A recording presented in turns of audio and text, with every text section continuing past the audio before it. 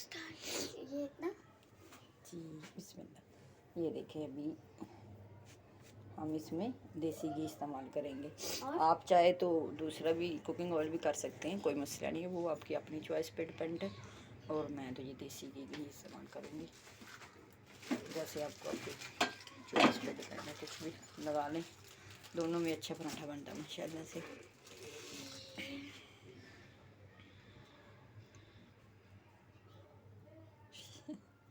Princess मुझे दे दो, मैं लगाती हूँ बेटे, ऐसे काम छोटे बच्चे नहीं करते। लाओ मुझे दो। आपसे गिर जाएगा। ये देखिए माशाल्लाह से। आप चाहे तो इसका चम्मच इस्तेमाल करिएगा, क्योंकि मेरा तो थोड़ा ज़रा तजर्बा हो गया हमारा, तो हाथ ना जले। आँच बिल्कुल लो कर ले।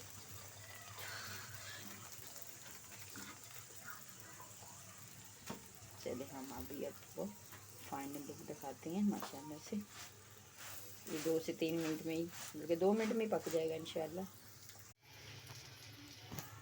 ये देखें जी माशाल्लाह से हमारा फाइनल परांठा आलू का तैयार हो गया। सुभान अल्लाह, देखिए कितना ज़बरदस्त बना। माशाल्लाह से अभी हम इसे खोलते हैं।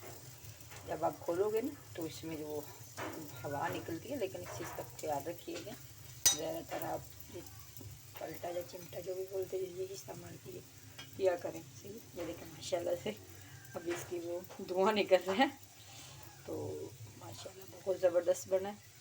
लाजमी ट्राई करिएगा। इसके साथ अभी मैं रायता भी बनाऊंगी इंशाल्लाह। थोड़ा सा मुझे टाइम लग गया, इसलिए मैं वो नहीं कर सकी, रायते की रेसिपी आपको नहीं दे सकी। फिर कभी इंशाल्लाह मैं भी ऐड करूँगी। तो माशाल्लाह से अभी मेरी बेटी बोल रही है वाह ज़बरदस्त। चलिए जी, दुआ में याद रखिएगा। रेसिपी पसंद आई हो तो लाइक शेयर कमेंट सब्सक्राइब कर दीजिएगा चैनल को। तो इंशाल्लाह फिर मिलते हैं किसी नई वीडियो के साथ।